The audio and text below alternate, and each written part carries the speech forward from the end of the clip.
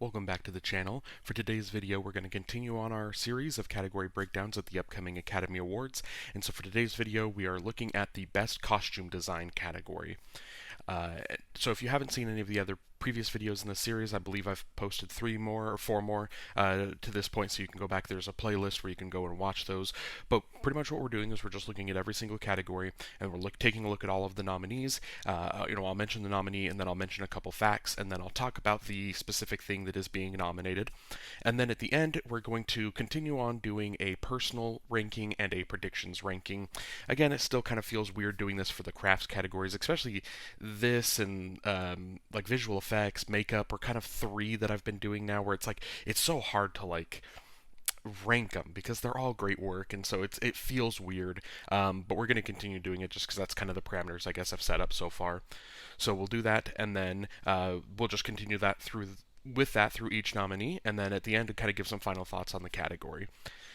So just a little introduction or a little breakdown here before we get into the nominees. The nominees in this category features 4 Best Picture nominees, and then 1 film that kind of caught a lot of people by surprise at how many tech nominations or how many crafts categories that it's been nominated in. So those are the nominees that we're looking forward to. So without further ado, let's look at the first nominee, and that is Barbie.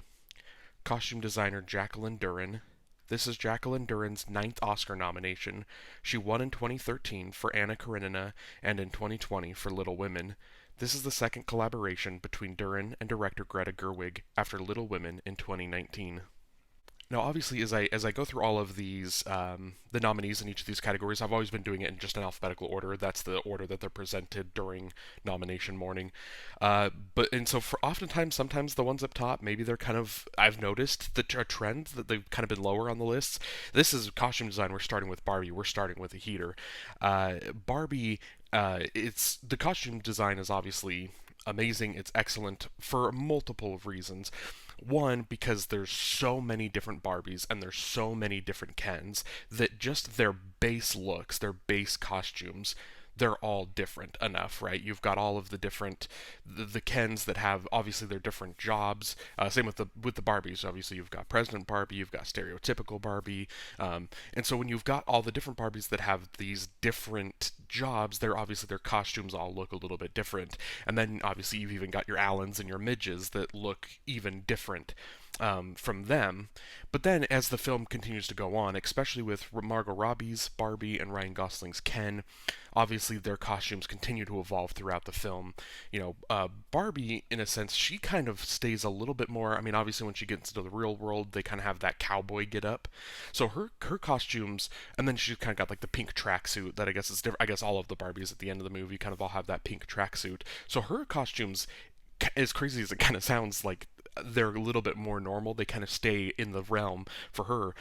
It's really Ryan Gosling. His Ken is the one that he's kind of going on more of a expressive journey, I guess, if you will. I mean, Barbie's is more of a journey of like self-discovery. Ken's is more of this like expressive learning about who he is and learning about the real world, men in the real world. And so for him, he just gets a whole bunch of kind of more flamboyant and different type of costumes in the second half of the film. And so it's just Barbie is one of those films where basing they're all based off of like toys, right? And so there's historical, or there's like actual costumes that Jacqueline Duran was able to kind of base the costume design off of. But then obviously, especially for Ken, once you get into kind of like the Knuff sweater and anything kind of involving kind of the cowboys, the horses, that whole aesthetic, he just gets a whole wide range. And so there's just so much going on with the costume design that I truly, just ended up loving kind of how the costumes created a fuller picture of these characters and their journey.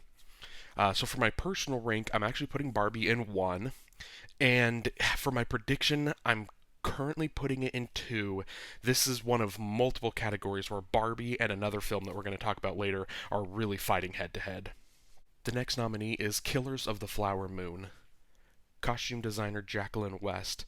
This is Jacqueline West's 5th Oscar nomination, and she is still looking for her first win. Her most recent nomination was for 2021's Dune, and she is also doing the costumes for Dune Part 2, which comes out on March 1st of this year.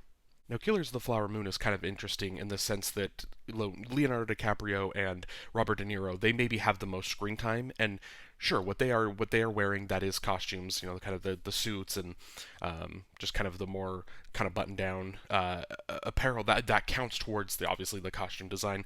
But there's sometimes you can tell with some films certain costumes aren't what's getting it the nomination. What's getting the nomination here for Killers of the Flower Moon is, Lily Gladstone's character, and then as well as all of the Osage tribe members. And for them, it's the different the multitude of costumes that you see throughout the film. And it's one of those that obviously you can tell a lot of detail and care went into making sure that we were portraying this Osage nation as accurately as possible, making sure that we were putting them in accurate costumes. And so it's interesting because there's going to be a couple different films that we talk about in this list where you know obviously there's, like I mentioned with Robert De Niro and Leo, like there are costumes like there that those are those costumes do exist, but that's you can tell that that's not what's getting the nomination. It is 100% in Killers of the Flower Moon. A lot of, I mean, so far in a lot of kind of the crafts categories, like we talked about the score, that being something that as well, as original song as well. Those being things that were you could tell great care was put into making sure that we were representing the Osage nation in this and these people as kindly and as accurately as we can. And it's the same thing here, I believe, with the costume design. Does a great job of kind of bringing the Osage nation, kind of bringing it to life on the screen and making it feel like this isn't some insensitive telling of their story, that we're really honoring the people that were involved in this tragedy that happened. So my personal ranking of Killers of the Flower Moon, I'm going to put it in third, and my prediction is also going to be in third. The next nominee is Napoleon. Costume designers Janty Yates and Dave Crossman. This is Janty Yates' second Oscar nomination. She won in her previous nomination back in 2001 for Gladiator, also directed by Ridley Scott. This is Dave Crossman's first Oscar nomination. Now, Napoleon is kind of the film in this year's category that fits in the kind of the period piece category. And obviously, you have Killers of the Flower Moon and another film that's coming up here. I believe the next name that we're going to talk about, where yes, they were in the past, but not in the too far distant past. Napoleon is the furthest back period piece film that we have, and usually every year there is kind of one of these period piece type of films that gets into the costume category, because it's another one of those where when you go back in time, when you go back that far into history, obviously the costumes, the clothes that they wore, I guess it's not there for them, it's just the clothes, but the clothes that they wore, obviously it was kind of unique to their time, and it's different obviously than what we wear now. And so when you're costuming a film that's set that far back, you get great reference points that you're able to look at, the type of costumes they wear, and or the clothes that they wear, and the type of kind of whether it's more hats, with the type of pants, just kind of the military in for Napoleon's case, just kind of like the armies, kind of what their uniform looks like. And so you get great historical references that you're able to base your work off of. And I think Napoleon does an excellent job of providing multiple unique looks, because obviously there's a lot of the film where Napoleon's just kind of walking around, just meeting with people, talking with people, and he's just kind of in his more regular apparel. And then you're going to see obviously multiple scenes, kind of the battle sequences in this film, where you're going to have multiple sides and the different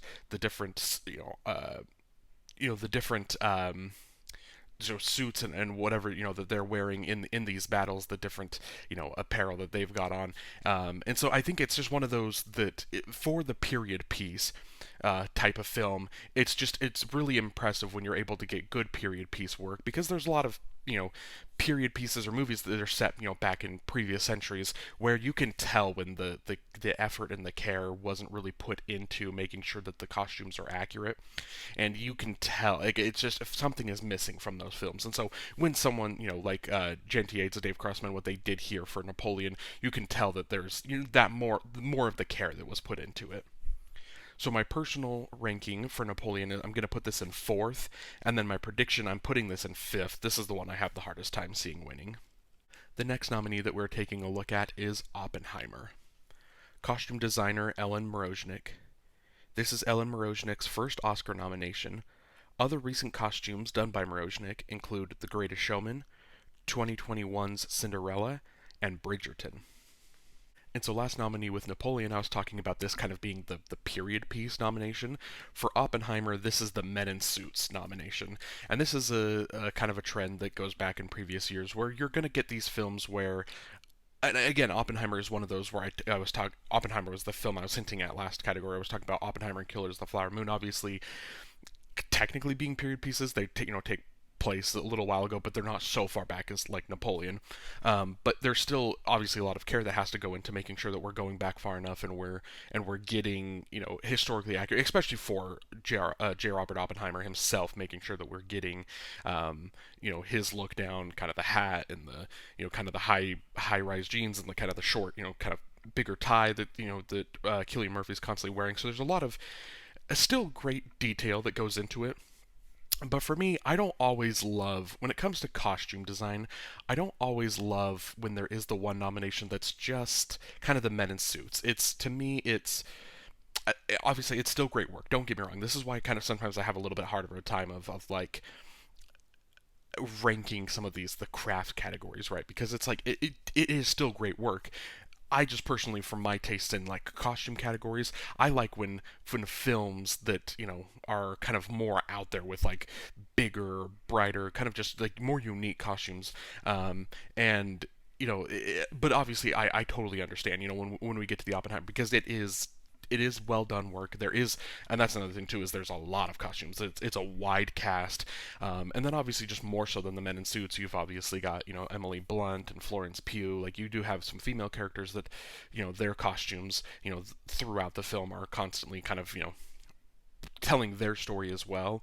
But for the most part, this is one of those where you look at kind of like the thing that got Oppenheimer nominated. It is the men in suits kind of category. And so again, while it is well done, it's just not for me in the costume category. It's not exactly like what I love seeing get nominated. So for my personal rank, you can probably tell I'm putting Oppenheimer in fifth. My prediction, I think I'm going to put it in fourth. I think this still has a little bit better of a chance than Napoleon. And the final nominee that we're taking a look at is Poor Things. Costume designer Holly Waddington. This is Holly Waddington's first Oscar nomination. Waddington is also nominated at the BAFTAs, Critics' Choice Awards, and Costume Designers Guild this year. And so Poor Things, in a sense, it also kind of has a little bit of the Oppenheimer thing, mainly with Mark Ruffalo's character, kind of the men in suit, and then there's a couple other men characters as well in the movie that kind of are just more in suits or not in as impressive. Obviously, Willem Dafoe's character has a little bit more impressive costume design, but some of them are just kind of um, very just kind of traditional suit type of costumes.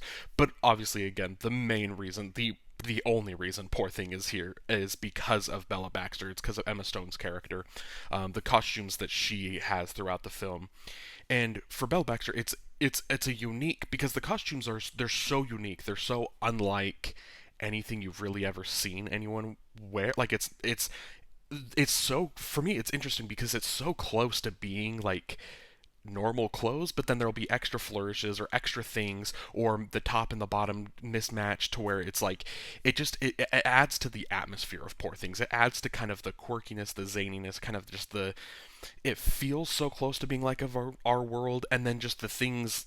The kind of all the technical and the craft stuff kind of just puts it in a different world in a sense, and so the costume design is what really sells that.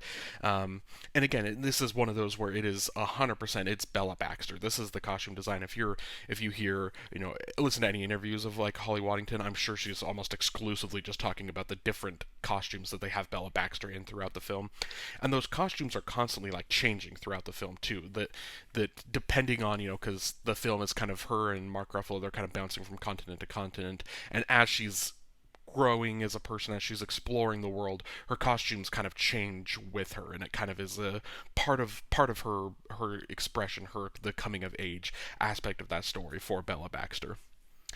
So for my personal ranking of Poor Things, I'm putting this in second, and my prediction, I guess I'm predicting this to win right now. Again, this is where I mentioned Poor Things and Barbie. There are multiple categories where those two are just going head to head, and it's probably going to be neck and neck all the way until the Oscar ceremony, and I'll never really feel comfortable with whoever I'm predicting. And honestly, probably even never. And then whoever I pick will probably end up being wrong at the final ceremony. And that's it. That is our category breakdown for Best Costume Design. Let me know down below in the comments who you're rooting for, who you think should win, and then let me know of any other films or any other films that you think should have deserved some nominations. For me, I think of a film like Polite Society, Are You There, God? It's Me, Margaret. Those are the costumes. Polite Society is kind of the one I was mentioning earlier. Is kind of like I love the out there like costumes. It's kind of got cultural relevance, but it's also they're bright, they're fun, they're unique. Are You There, God? It's Me, Margaret are very time accurate, and then there's obviously again just multiple characters and great costumes. So those are a couple of the films that I would have loved to have seen getting here, or even maybe like Dungeons and Dragons: Honor Among Thieves would have been kind of a fun nomination here as well. Unique costumes for everyone. But yeah, so let me know what films you would have liked to see in this category, and then let me know in the comments as well what categories you want to see me break down next. So that's it for today's video. Thank you for watching, and have a great day.